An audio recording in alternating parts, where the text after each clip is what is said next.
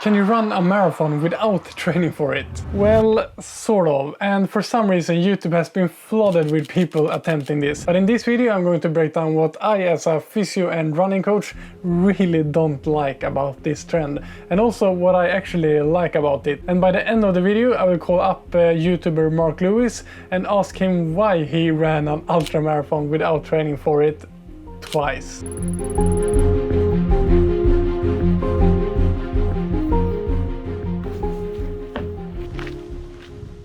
If someone came to me and asked me for my professional opinion on whether it was a good idea or not to run a marathon without training for it, my perhaps obvious answer would be no. What I would say is that sounds like a really great way to get yourself injured and have a pretty miserable day, to be honest.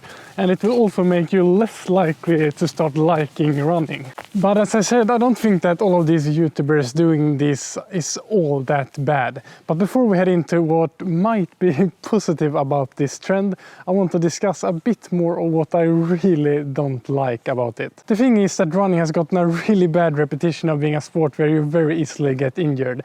And that is in a way true. I recently read a study that showed that more than 50% of recreational runners get injured at least once every single year. But I would say that number wouldn't have to be so high, because most running injuries, whether we like to admit it or not, actually comes from doing too much too soon, and it's a training error. And it's not an effect of running having to be harmful. One could argue that the harmful part is actually running too little on those weeks leading up to that single long run or single week with a lot of running volume. And running a marathon with no training whatsoever, although it makes for a great clickable YouTube title, is absolutely too much too soon. And as I said, a good recipe to get yourself injured. And for someone like me who loves running and see all good it can do for people at all levels of running if you manage to make it a habit, it's always frustrating to see people doing things that just decrease their likelihood of being able to be consistent in their training and get all the physiological and psychological benefits that running could give you. For someone who, like these YouTubers, claim they have done no training or at least no running training prior to the marathon, a good start into running would be to run 5 minutes really slowly as the first training session and then slowly build from that. And if you just keep building from that, you can soon get up to high volumes. And I believe that most people who are in okay shape can get their body to handle a marathon in a good way within 3 to 6 months of building up your running volume. The sad thing is that I almost never hear of someone who wants to get into running who just starts with 5 minutes of slowly running. Most people think, yeah, I should pick up running, and then they go out and run for 30 minutes thinking that's a short run, and that an intensity that's for them is really high. And that's a lot of repetitive load on all the muscles, tendons, bones and joints that have had no chance to slowly build up the strength to actually handle it. Okay, I will soon stop being negative and talk about the positive things about this, but one other thing that I think is a bit sad with this trend is that doing this you sort of miss out on most of the fun, because it is in the preparation and the daily grind of preparing for a goal like a marathon that you learn the most and can enjoy the process of slowly getting faster, stronger and better while looking forward to crushing your goal.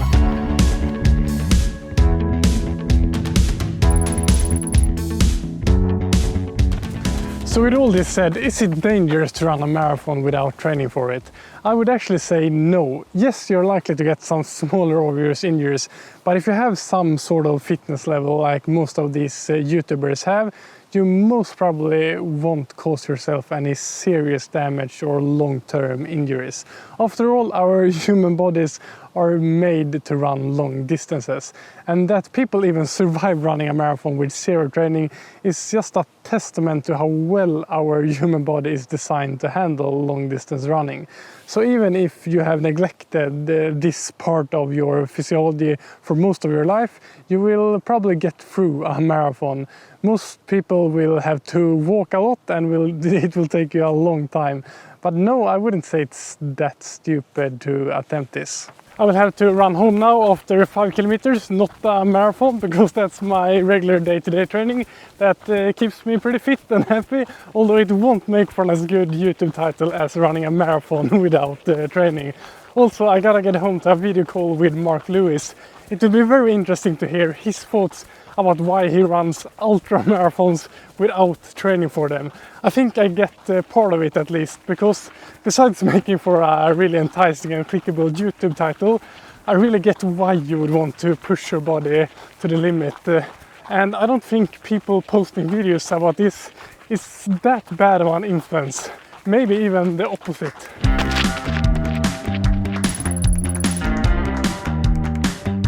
Before we call up Mark, I will explain why I don't think that this YouTube trend is all that bad. So why wouldn't I, as a pretty sensible physiotherapist and running coach, conclude that this trend is being this awful thing and bad influence? First of all, most people who watch these kind of videos won't go out and run a marathon without training themselves. But maybe they will be inspired to challenge themselves physically and not sit still all day.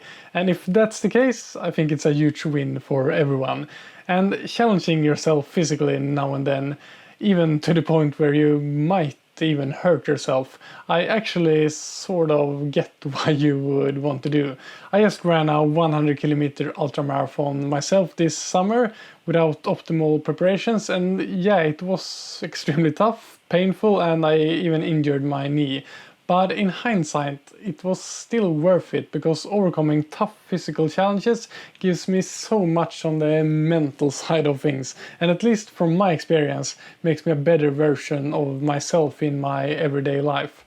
Now let's call up Mark. I'm really curious what he has to say on this topic. I'm joined here by Mark Lewis, who is a great YouTube creator in the fitness niche. So I wanted to talk to you a bit about this YouTube trend of running marathons with zero training, because one could say that you have some experience in this field. 2 years in a row you have participated in a 100-kilometer ultra marathon without really training for it. One of the videos starts off with you running in the dark during the race saying, "This is stupid." So the first thing I would want to ask you, do you still think it was stupid running these races with preparing so little? Yes. It's probably the easy answer. I mean, it's although it's a fitness channel is the easiest way to describe it. I'm not for a minute suggesting that I know much about it, and so there's no suggestion that people should copy me. In fact, they'd be foolish to copy me. Is it stupid to run? I'm not sure that it's.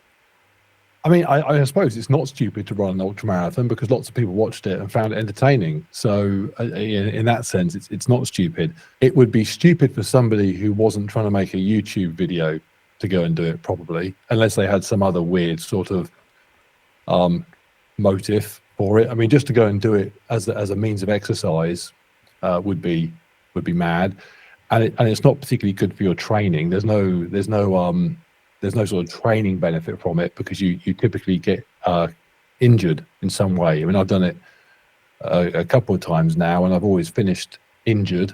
Not badly, but enough that it's ruined my training for the next couple of weeks. There's no real merit to it for me, other than it makes good content. Yeah. So yeah, if you've got a YouTube channel and you don't mind wrecking yourself, then it's a good idea, I suppose.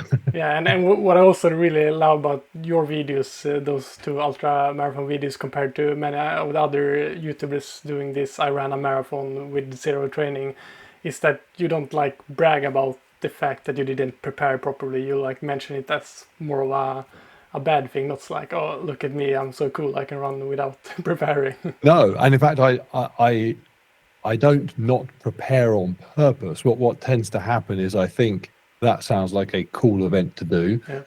And then I just get busy with other things, and then before I know it, the event is like a week away, and I haven't prepared. And I think, well, I'll just go anyway. And I do like the idea that I'm very, very far from an elite athlete. I mean, a million miles from that. But I have a sort of a base underlying fitness that I do quite like the idea that gets me through things. I mean, I'm never going to do well on those 100K races, but I can do them. So I quite like that. But there's nothing to brag about in that sense, because it's not. I suppose that the thing to brag about, if there was anything, wouldn't be that I did the 100K. It would be that day to day I keep myself healthy enough that I could go and do 100K or anything else, because I have a base underlying fitness that historically I didn't have. So 15 years ago, if someone said to me, run 100K, I'd probably have died trying to do it. And I guess we can put like some sort of asterisk around you not training because you don't train for it specifically, but you have a really good base fitness from everything you do that allows you to, like you say, even survive 100 kilometers without specific training. Yeah, and I always try and make that clear as well, because when I say that I don't train, I'm not training to run 100K, but I can run. I don't know if your YouTube algorithm has been serving you all of these videos, but at least for me, it's popping up a lot with this. I ran a marathon without training, so I guess your case is a bit different. You have a base fitness, and you also mention like it's your circumstances that you actually plan to prepare for them. But what do you have any thoughts about this YouTube trend in general? I'm not a huge fan of much in the way of YouTube fitness, only because what I'm a fan of is kind of storytelling and filmmaking. If you have no story, then you have to rely on something a bit kind of clickbaity and dramatic to bring people in. But what I try and do with my running 100K, or indeed any video, is I try and have a little tale to tell through it. You know, there's a setup, there's some conflict, and there's a resolution, like any good story. I don't kind of focus on the this will be dramatic. I'm not saying that I didn't train for it because it makes it clickbaity. That just happens to be the reality. And then when people watch the story, hopefully what they come away from is thinking, yeah, that was a nice story, rather than thinking, wow, anybody could run it. You know, I'm not too bothered whether they care about me running a marathon or not really. I'm more, for example, if somebody in the comments says, cool story, that to me is the best comment.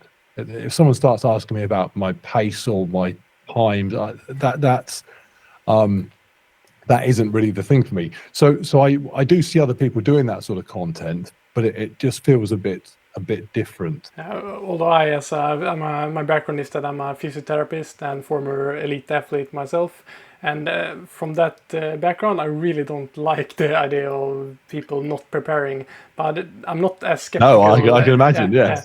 But I'm not as skeptical to these kind of videos as one could think. And I'm gonna read one comment from one of your ultra videos. That is one of the reasons why I actually think these videos aren't that bad. I hate running, but this video inspired me to run, and I ran 2.4 miles, which is the longest I've done. So to me, that's so cool, because that's why I make YouTube videos, to inspire people to be active. And I don't think most people who are watching these videos from you will go out and run 100 kilometers without training, because that's really hard. Absolutely. I have a thing that I say a lot. What I try and do is motivate people to do whatever it is they want to do. Yeah. What I don't want them to do is to emulate me. And an awful lot of YouTube fitness and Instagram fitness, it is all based around emulation. It's all about someone saying, this is how to do bicep curls, you know, copy me. You know, this is the way to do it. And then you'll look like me, which of course is rubbish and nonsense. And it's all about emulating the person you see. And because you can't emulate the person you see, because they aren't you don't know what their diet is, you don't have their genetics, because you can't emulate them, it's very easy to become despondent and depressed, because you can't be like them, whether it's teenage boys who can't be like the bodybuilders they follow, or whether it's women that can't be like the bikini models they follow. And what I say to people is, you don't emulate me, but why, you know, because unless you are also, you know, 50, 6'6", me, we're just completely different people, you and whoever you're looking at. Instead, be motivated. So you're right. When you say that people see my videos of me doing 100K and it motivates them to go for a 2-mile jog, that's exactly what they should be doing. They should be doing their own thing. I mean, I suppose if you do want to run 100K, then you could do. But as you say, most people never will, and you know, I'm probably quite sensible. Thanks a lot, Mark, for sharing your thoughts. And if you haven't checked out his channel, I highly recommend checking it out for super funny and motivational videos. To sum this up, I would actually recommend you to run a marathon or even an ultra marathon if that is something that seems enticing. But if you prepare for it and train properly, it will give you so much more. If you want to learn more about mistakes you really should avoid in your running training, you can click here.